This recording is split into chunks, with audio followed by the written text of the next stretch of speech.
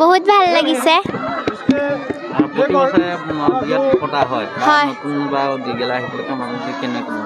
হয় ভাল লাগে। আমাৰ স্কুলত প্ৰতি বছৰে এনেকৈ চুঙা পিঠা বনাবলৈ শিকায় আৰু কেনেকৈ আমি চুঙা পিঠা ভৰাব লাগে সেইবোৰ শিকোৱা হয়। আৰু আজি আমাক কেনেকৈ গৰুৱে মৰণা মাৰে সেইটো শিকাইছে, সেইটো দেখুৱাইছে।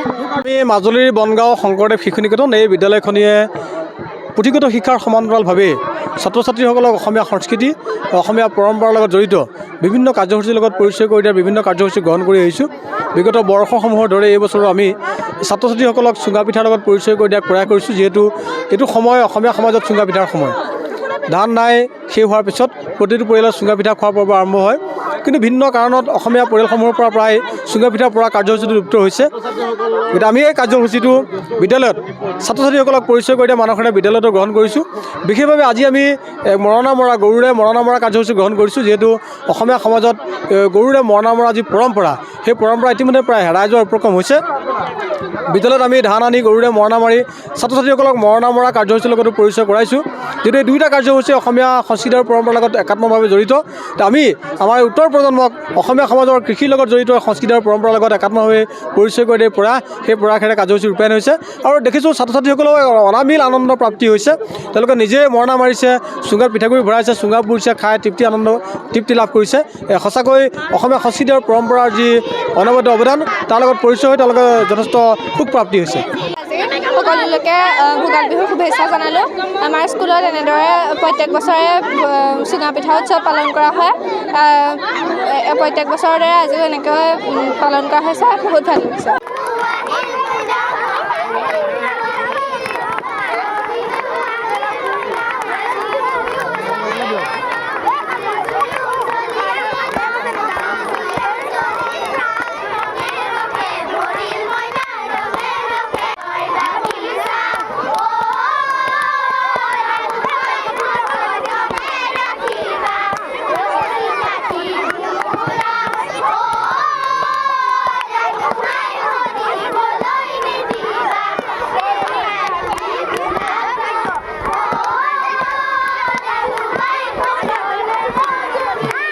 বহুত ভাল লাগিছে।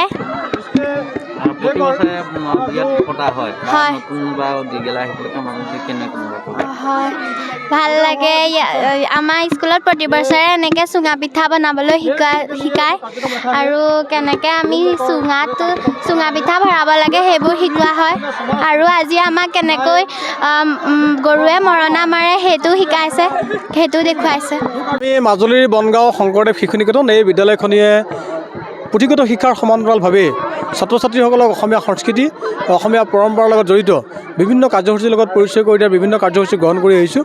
বিগত বৰ্ষসমূহৰ দৰে এই বছৰো আমি ছাত্ৰ ছাত্ৰীসকলক চুঙা পিঠাৰ লগত পৰিচয় কৰি দিয়াৰ প্ৰয়াস কৰিছোঁ। যিহেতু এইটো সময় অসমীয়া সমাজত চুঙা পিঠাৰ সময়। ধান নাই শেষ হোৱাৰ পিছত প্ৰতিটো পৰিয়ালত চুঙা পিঠা খোৱাৰ পৰ্ব আৰম্ভ হয়।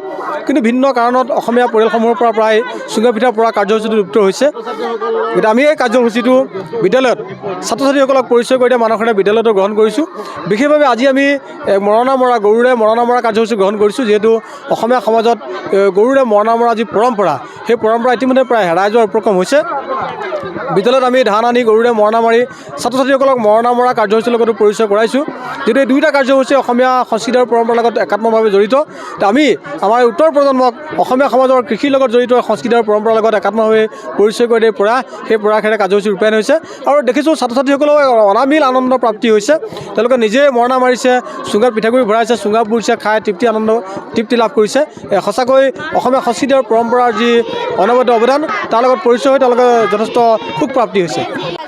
সকলোকে ভোগালী বিহুৰ শুভেচ্ছা জনালোঁ। আমাৰ স্কুলত এনেদৰে প্ৰত্যেক বছৰে চুঙা পিঠা উৎসৱ পালন কৰা হয়।